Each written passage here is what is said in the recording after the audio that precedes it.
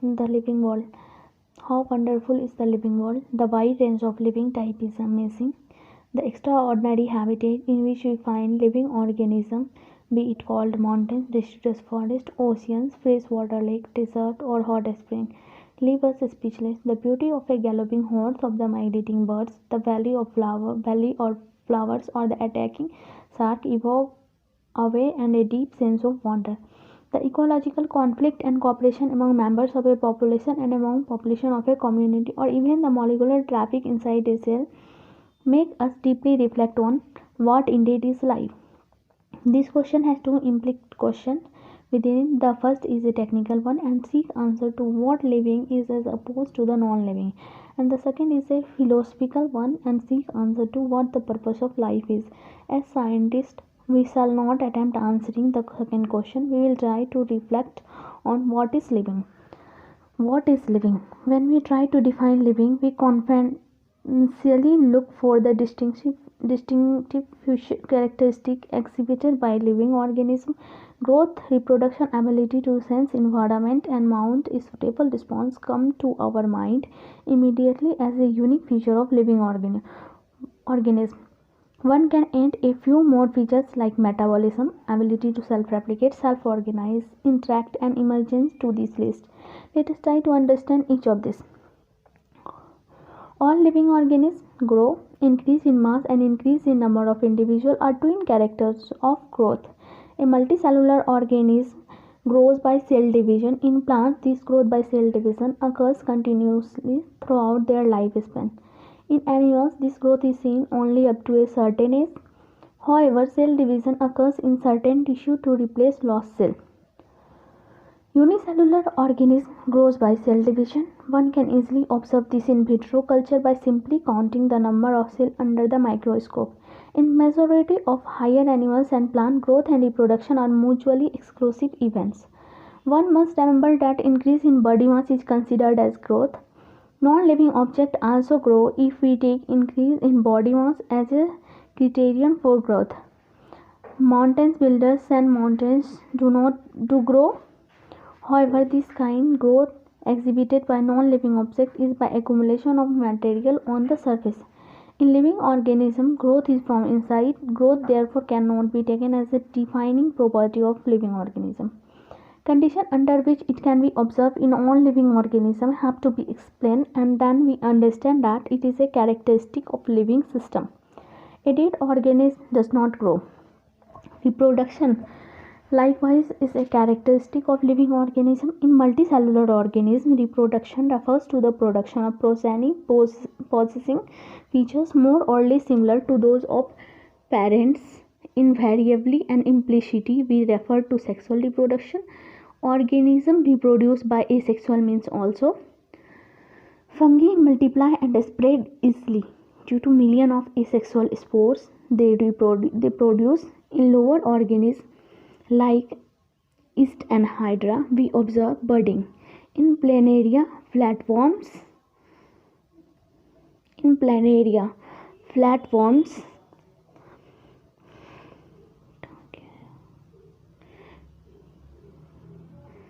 we observe true regeneration, that is, a fragmented organism regenerate the lost part of its body and become a new organism. The fungi, the filamentous algae, the proteinema of mosses all easily multiply by fragmentation. When it comes to unicellular organisms like bacteria, unicellular algae, or amoeba, reproduction is synonymous with growth, increase in number of cells. We have already defined growth as equivalent to increase in cell number or mass. Hence, we notice that in single cell organism we are not very clear about the uses of these two terms, growth and reproduction. Further, there are many organisms which do not reproduce: mules, sterile workers, bee, infertile or human couples, etc. Hence, reproduction also cannot be an all-inclusive defining characteristic of living organism. Of course, no non-living object is capable of reproducing or replicating by itself. Another characteristic of life is metabolism. All living organisms are made of chemicals. These chemicals, small and big, belonging to various classes, size, function, etc., are constantly being made and changed into some other biomolecules. These conversions are chemical reaction or metabolic reaction. There are thousands of metabolic reactions occurring simultaneously inside all living organisms, be they unicellular or multicellular. All plant and animal, fungi and microbes exhibit metabolism. The sum total of all the chemical reactions occurring in our body is metabolism. No non-living object exhibit metabolism. Metabolic reaction can be demonstrated outside the body in cell-free system. An isolated metabolic reaction outside the body of an organism performed in a test tube is neither living nor non-living. Hence, while metabolism is a defining feature of all living organisms without exception, isolated metabolic reaction in vitro are not living thing but purely living reaction. Hence, cellular organization of body is the defining feature of life form.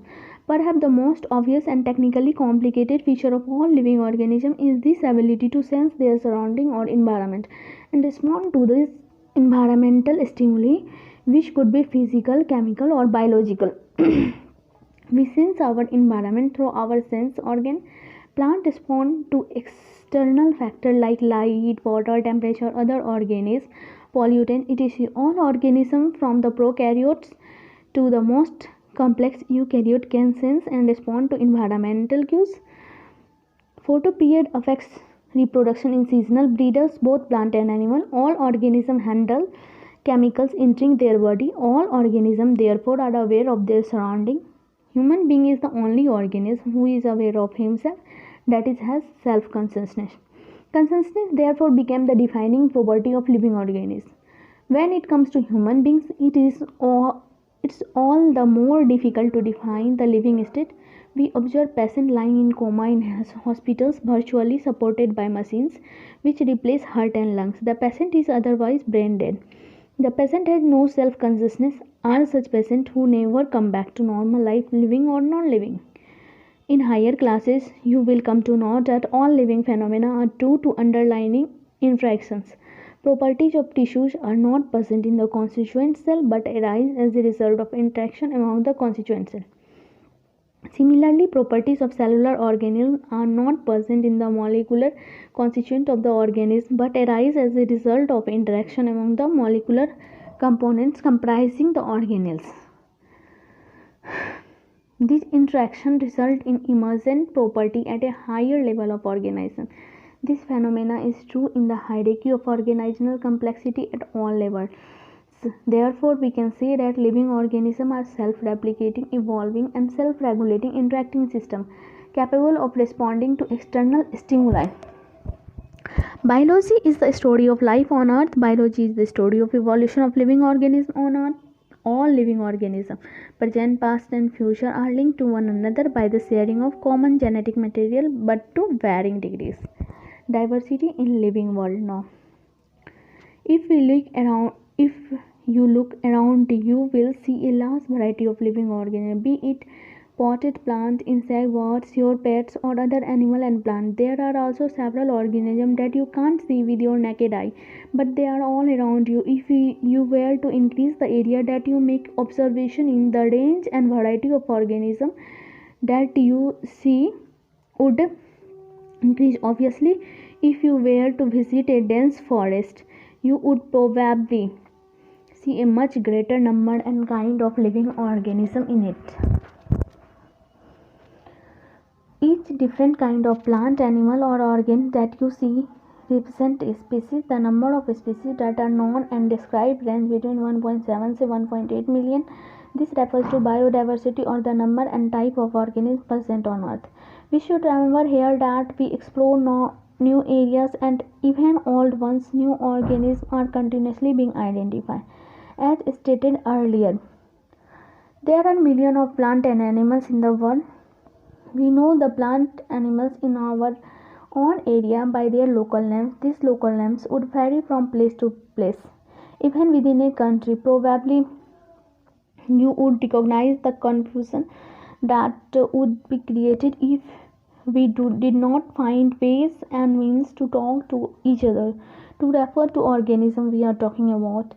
Hence, there is a need to standardize the naming of living organisms such that a particular organism is known by the same name all over the world. This process is called nomenclature.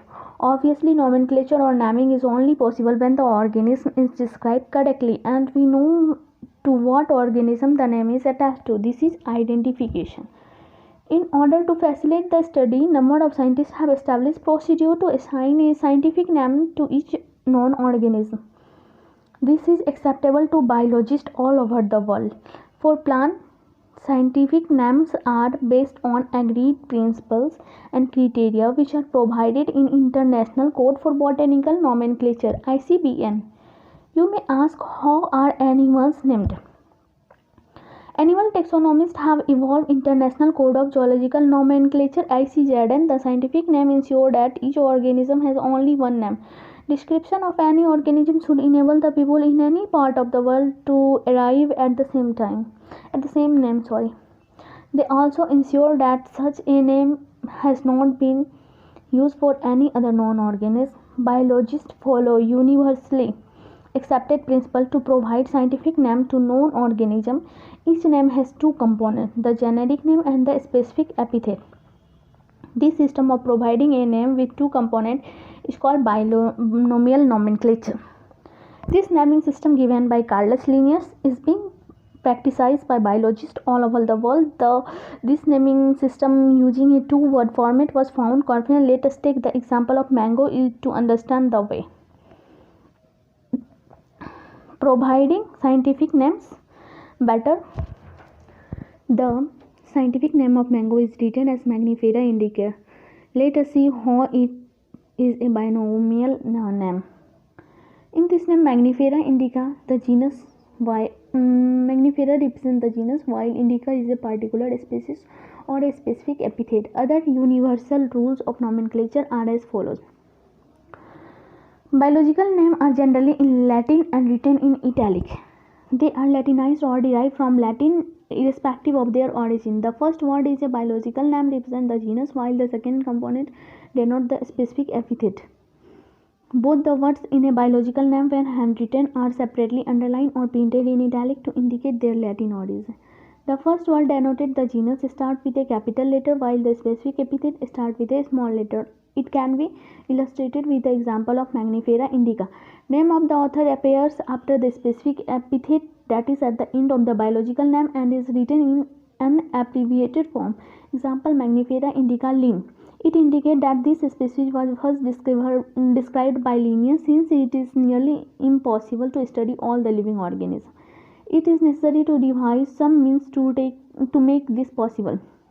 This process is classification. Classification is the process by which anything is grouped into convenient category based on some easily observable characters. For example, we easily recognize groups such as plant or animals, or the dog, cat, or insect. The moment we use any of these terms, we associate certain characteristics with the organism in that group. What image do you see when you think of a dog? Obviously, each one of us will see dog and not cats. Now, if we were to think of Alsatian, we know that we are talking about. Similarly, suppose we were to say mammals, you would of course think of animals with external ears and body hair. Likewise, in plants, if we try to talk of wheat, the picture in each of our mind will be of wheat plant, not of rice or any other plant. Hence, all these dog, cat, mammals, wheat, rice, plant, animals, etc. are convenient category we use to study organisms. The scientific term for this category is taxa. Here you must recognize that taxa can indicate category at a very different level. Plant also form a taxa. Weight is also a taxa. Similarly, animal, mammals, dogs are all taxa. But you know that a dog is a mammal and mammals are animals. Therefore, animals, mammals, and dogs represent taxa at different level. Hence, based on characteristics, all living organisms can be classified into different taxa. The process of classification is taxonomy. External and internal structure, along with the structure of cell development process and ecological information of organisms, are essential and form the basis of modern taxonomic studies. Hence, characteristic identification, classification, and nomenclature are the process that are basic to taxonomy. Taxonomy is not something new. Human beings have always been interested in knowing more and more about the various kind of organism, particularly with reference to their own use. In early days, human beings need to find sources for their basic needs of food, clothing, and shelter. Hence, the earliest classification were based on the uses of various organisms. Human beings were since long not only interested in knowing more about different kind of organism and their diversity, but also relationship among them. This branch of study was referred to as systematic. The word systematic is derived from the Latin word systema, which means systematic arrangement of organisms. Linnaeus used Systema Nature as the title of his publication. The scope of systematic was later enlarged to include identification, nomenclature, and classification. Systematic take into account evolutionary relationship between organisms. Taxonomic categories. Classification is not only a single step process but involve hierarchy of steps in which each step represents a rank or category. Since the category is a part of overall taxonomic arrangement, it is called the taxonomic category, and all categories together constitute the taxonomic hierarchy. Each category referred to as a unit of classification, in fact represent a rank, and is commonly termed as taxon, plural taxa. Taxonomic category and hierarchy can be illustrated by an example. Insect represent a group of organisms sharing common features like 3 pair of jointed legs. It means insects are recognized concrete object which can be classified and thus given a rank or category. Can you name other such group of organisms? Remember, group represent category. Category further denotes rank. Each rank or taxon represent category. Category further denote rank. Each rank or taxon in fact represent a unit of classification. These taxonomic group categories are distinct biological entities and not merely morphological aggregates. Taxonomical study of all known organisms have led to the development of common categories such as kingdom, phylum, and division for plants, class, order, family, genus, and species. All organisms, including those in the plant and animal kingdom, have species as the lowest category. Now the question you may ask is how to place organism in various categories. The basic requirement is the knowledge of character of an individual or group of organisms. This helps in identifying similarity and dissimilarity among the individual of same kind of organ as well as other kind of organism. Species. Taxonomic study consider a group of individual organisms with fundamental similarity as a species.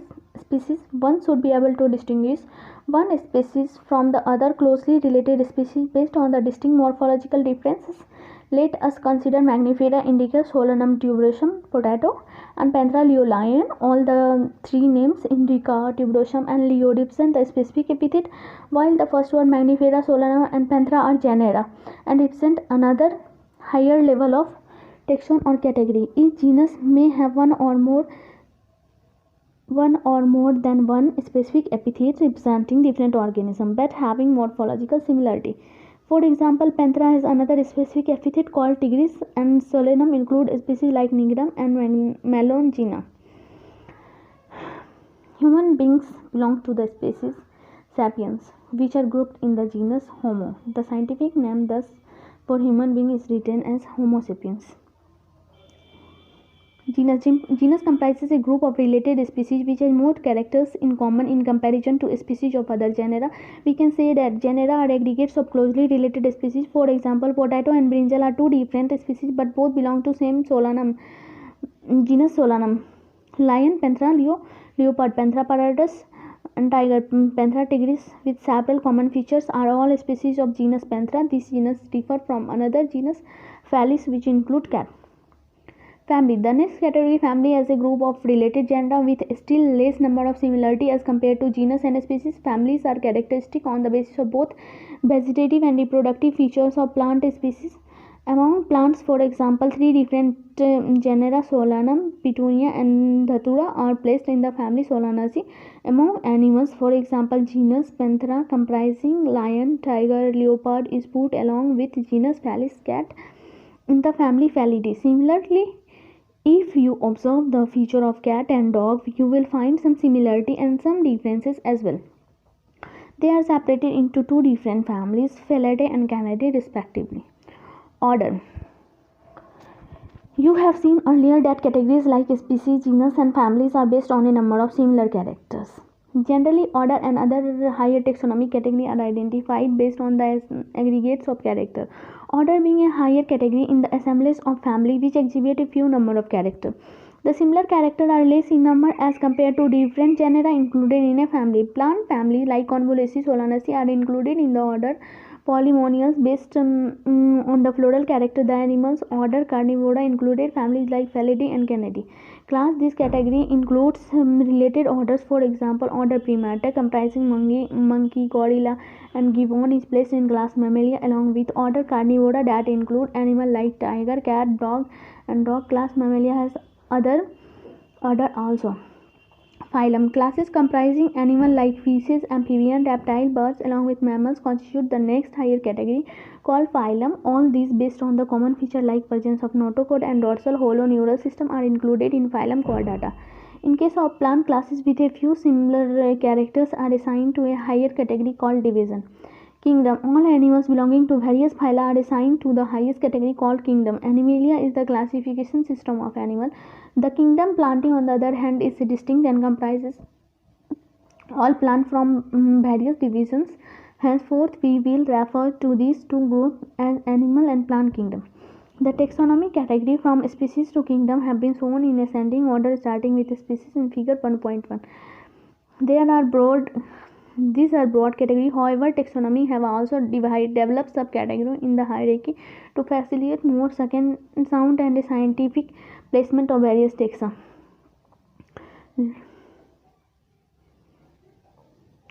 Look at the hierarchy in figure 1.1. Can you recall the basis of arrangement? Say for example, as we go higher from species to kingdom, the number of common characteristics goes on decreasing. Lower the taxa, more the character that the members of within taxon share. Higher the category, greater is the difficulty of determining the relationship to other taxa at the same level. Hence, the problem of classification become more complex. Species is genus, genus is family, family is order, order is class, class is phylum, phylum or division is kingdom. That is given in figure 1.1. Taxonomic category showing hierarchical arrangement in ascending order. Now table 1.1 indicate the taxonomic category to which some common organ like house fly, man, mango, wheat belong. Taxonomical aids. Taxonomical aids की बारे में बात करते हैं. Taxonomical aids. Taxonomical studies of various species of plant, animal and other organisms are useful in agriculture, forestry, industry and in general in knowing our bioresources and their diversity. These studies would require correct classification and identification of organism. Identification of organism requires intensive laboratory and field study. The collection of actual specimens of plant and animal species is essential and is prime source of taxonomic study. There are also fundamental to studies and essential for training in systematic. It is used for classification of an organism and the information gathered is also stored along with the specimen. In some cases the specimen is preserved for future studies. Biologists have established certain procedure and technology to store and preserve the information as well as the specimen. Some of these are explained to help you to understand the uses of these aids. Now herbarium. Herbarium is a storehouse of collected plant specimens that are dried, pressed and preserved on sheet. Further, these seeds are arranged according to a universally accepted system of classification. These specimens along with their description on herbarium sheet become a storehouse or repository for future use. The herbarium sheet also carry a label providing information about date and place of collection, English, local and botanical names, family, collector names, etc. Herbaria also serve as a quick referral system in taxonomic studies. Botanical garden. These specialized gardens have collection of living plants for reference. Plant species in these gardens are grown for identification purpose and each plant is labeled indicating its botanical scientific name and its family. The famous botanical garden are at Kew, England, Indian Botanical Garden, Havra, India and National Botanical Research Institute, Lucknow, India.